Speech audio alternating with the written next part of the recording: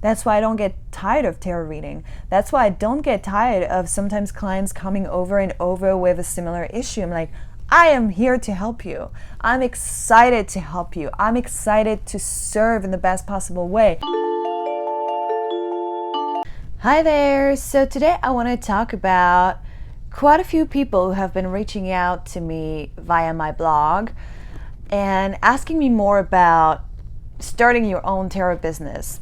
A lot of people who visit tarotparlor.com are not just clients who want a reading, but people who love tarot and are looking for resources about tarot cards, creating your own spreads, tarot deck reviews, everything tarot really. And that's what started tarotparlor.com as well. I noticed a lot of people are more and more interested about starting reading for others, creating their own website, or starting to read on Etsy. There are so many ways to do it. So I put together this blog post where I ask 5 questions I think are really important to ask yourself before you launch your own tarot business. Wherever and however you launch it, online only, offline, or both. I think these 5 questions are super important before you get started to really know where you stand and if you're ready. So the first question is kind of obvious but really important. Do you have the tarot reading expertise? Have you studied tarot enough? Do you understand the deck in and out? Do you really know the meaning of each card, the minor arcana? Do you understand the symbolism behind each card? The symbolism of shapes and colors and numbers. There are so many layers in tarot. It's not just 7 of Cups means that. It's also a full system, especially when you work with the original Marseille tarot and or old Italian decks, but it actually translates into RWS as well. And knowing the system and then deciding when and if you use it, depending on the deck you use it, is super important. So do you understand numbers, colors, meanings, the succession of the cards and the stories that are being told? All of that is so important. That's why really understanding tarot often takes years of practice and study. Now, it doesn't mean you need to study for 10 years before you start charging people for a reading, but you need to know where you are when it comes to your tarot reading expertise so that you feel empowered when you read and you also charge a fair price. So if you're feeling pretty good about yourself, but you don't have a ton of expertise and you know that you still have to study, and maybe you're actually using these new clients and these first readings to sharpen your skills, then you also need to be honest about that and price accordingly. So that's the first question. Do I have the tarot reading expertise to be a professional? The second question I think you should ask yourself before launching your business, and it kind of ties in with the first question, can I read for others? / can I read for total strangers? Because it's really important that you practice on friends and family and obviously yourself before you get started professionally. But you really need to ask yourself if you are ready to read for complete strangers who will come at you or come to you with very important questions and important decisions they're trying to make about their lives. Questions about their marriage, questions about their career, their finances, important life choices like their living situations. So many things that can be quite daunting, and where the answers that you provide, should instill in you a sense of responsibility. So are you ready, and are you willing to read for strangers, to ask for a fee, and to really own the answers that you give them? Knowing that, of course, it's tarot, right? They consult with a tarot reader, maybe they also consult with a therapist and a coach, and or I don't know, depending on the nature of the question, they could consult with a bunch of other professionals, and the tarot reading is just a part of their decision-making process. So I don't want you to feel like all the responsibility is on you anytime you do a reading, but you do need to have a code of ethics, and you need to feel solid enough in your practice that you can actually deliver messages and answers from the cards to someone who comes to you with a problem and or a question, and there you are. You're now a professional and you have to own your shit and you have to own your answer. Do you feel ready for that step? That's a really important question to ask yourself. The third question has more to do with the business side of things, because once you decide to read professionally and launch your business, well, you're a business owner. So before you get started, before you buy a domain and you start creating assets and, like however you want to start it, I actually have an online course coming for that. So check out tarotparlor.com for more information about the online course. But you need to have some sort of a plan, some sort of a vision for what you're trying to achieve here with your business. Some people want to try and start a side business, for a little bit of additional income, and they have absolutely no plan or desire to quit their main job. Or maybe they don't need to work full time. Maybe they just want to do it on the side and see what happens. Even if that sounds casual, that's a plan. That's some sort of clarity on what you're doing as you get started. Some people have grand visions for themselves and they want to become a mentor and a public speaker and run a full complicated business with readings and ebooks and courses and maybe a book down the road. That's obviously very ambitious, but it's also doable. So if that's your plan, obviously you need to work on it, you need to outline it, and you need to define the structure that is going to serve your vision before you get started. And another reason why it's really important to define that before you get started is because you're not going to bring the same energy and the same amount of work to your practice, to your business. If you just want a side hustle, if you want to just support yourself a little bit more, or if you want to really start a big business and you really see yourself running an empire, or something in the middle. But it's important that you know what you're aiming for so that you can actually work towards that and feel comfortable doing it. The fourth question is, do I have the right mindset? This is so important. Also, something I talk a lot in my online course for tarot business owners. It's so important to have the right mindset when you become a spiritual entrepreneur.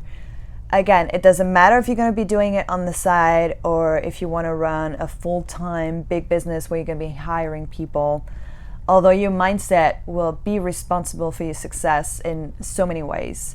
So it's really crucial that you ask yourself some honest questions about what you can and cannot do, how much you can and cannot take, and how ready you are to really own your shit as a business owner in the spiritual world. Because it's very specific.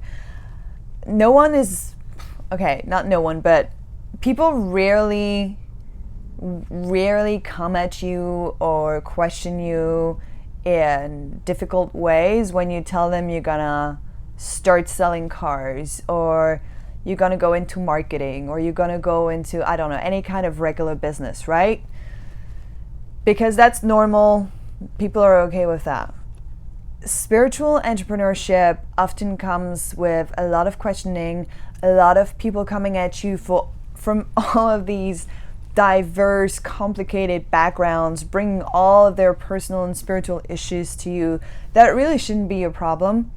And I've learned to not make it my problem, but it's kind of a process often, and it's really a big work on your mindset to feel solid enough and own a business like that and not feel attacked when people shame you for charging for a tarot reading, or shame you for charging for mentorship and advice, and because I get it, there are a lot of sharks out there, and there are people who are not qualified enough or don't have the right code of ethics when it comes to those things. But there are also a lot of great people out there practicing tarot and or spiritual coaching and life coaching from a place of love and a real desire to serve. And so I hope you're one of those people. But when you are, you still need to solidify your mindset. You still need to be solid enough on your feet to not get discouraged or hurt by people who feel like because it's online they can say whatever they want, or because they have their own belief system, it needs to apply to you. I say it in my course. Yes, tarot belongs to everyone. Yes, spirituality belongs to everyone. And no one ever has to spend money on it. You don't have to come to me and spend good money on a tarot reading with me. You don't have to. So if you do, that's your free will, that's your decision. And that's it. And how much I charge and how much you will charge is your own business. Again, that's what I say. It's an affirmation I use in my course, and I want to give it to you here, and I hope you can use it. My time and my energy belong to me. My time and my energy belong to me. And how much I charge for it is my own fucking business. And if anyone has a problem with it, that's a them problem. And that's exactly the kind of mindset that you will need to be successful at this business, or really any business, you know? And it doesn't matter if you charge $30 for a reading or $300 or $3,000 if that's what you really feel like you can get behind. I don't give a shit. I charge what I charge for different readings. I have like different price points. And all the price points are out there in the world of tarot, in the world of coaching. And that's because all of the clients and the services that match these price points are out there. And that's totally fine. But you need to work on that mindset to have a good experience really while you run your business, and also to provide the best services in the best possible environment, you know. So you need to know your value, and you need to work on your mindset, and you need to feel solid about owning this business. So that's the fourth question. And finally, question number 5 is, am I excited to serve? And that ties in with everything we just discussed, and I think it's so damn important, because if you want to read tarot for quick cash on the side, I don't think you're on the right path. Because doing it right is a lot of work. Reading tarot takes a lot of energy, but it's also super gratifying and rewarding when people leave your sessions or respond to your reports and tell you how much it helped them, tell you how much it was sometimes life-changing or eye-opening, or all of the clarity they got, all of the things that suddenly clicked. And that's just a beautiful feeling. It's really the main reason why I still do that. I've been reading tarot for like 15 years plus. I've been running tarot business for about that same amount of time, with ups and downs, because, you know, Tarot Parlor was not always my main business. A constant on this journey for me has really been this satisfaction that I get after a reading with someone, and I know I made a difference, and I know I helped them. And I know it's genuine, because I've seen the same thing happen. You know, I learned tarot from my mother, who's also a tarot reader, and I've seen that happen with people leaving her study and just having this different vibe, this different energy about them compared to when they walked in all gloomy and lost, and they walk out and they fucking know. They fucking know what to do. They feel better. They feel more solid. They feel more empowered. And that's what I give to my clients. That's my gift. And that's my mission. And if you really feel excited about serving other people, about bringing clarity to them, about bringing answers to their questions, allowing clarity to flow into their life, like, if you're excited about that, then you're on the right track. You're on the right track, because that's your job as a tarot reader. I often say that tarot reading is the original therapy. Disclaimer, tarot readers are not therapists. I am not saying that, but what I'm saying is that a tarot reading really is kind of like a coaching session, a safe place to put everything on the table, get all of the answers, make decisions accordingly, because I never give up free will in my readings. That's my practice. There are different approaches to that, but in my world, free will always prevails. So even if the cards are a little bit challenging or difficult, to me it's always an opportunity to take back control, to realize that maybe you let some shitty momentum build up, and that's fine. Now is your chance to change that. For me, it's always about empowerment, and that's what I bring to my clients, and that's why I'm always excited. That's why I don't get tired of tarot reading. That's why I don't get tired of sometimes clients coming over and over with a similar issue. I'm like, I am here to help you. I'm excited to help you. I'm excited to serve in the best possible way because, like I said earlier, the tarot deck belongs to everyone.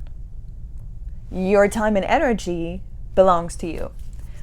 When you put these things together to really offer a fantastic service being the key word, then you got it. You got the magic recipe for success, because your clients are going to be happy, you're going to be excited, you're going to have the energy, they're going to get what they pay for, they're going to get a great service, and everybody wins.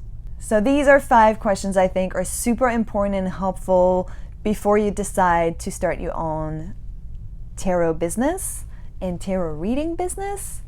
And like I said, I have an online course on the subject, so head to tarotparlor.com.